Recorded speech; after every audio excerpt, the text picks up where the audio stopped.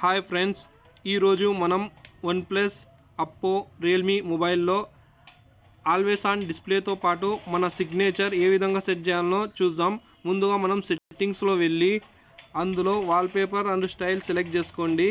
తర్వాత always on మీద click చేసి కస్టమ్ ప్యాటర్న్ సెలెక్ట్ చేసుకోండి. ఇందులో కలర్, పెయింట్, షేప్ అని ఉంటాయి. షేప్ మీద సెలెక్ట్ చేసి సింగిల్ లైన్ సెలెక్ట్ చేసుకోండి. తర్వాత బ్రష్ సెలెక్ట్ చేసుకోండి. బ్రష్లో ఇది సింగిల్ లైన్ సెలెక్ట్ చేసుకోండి.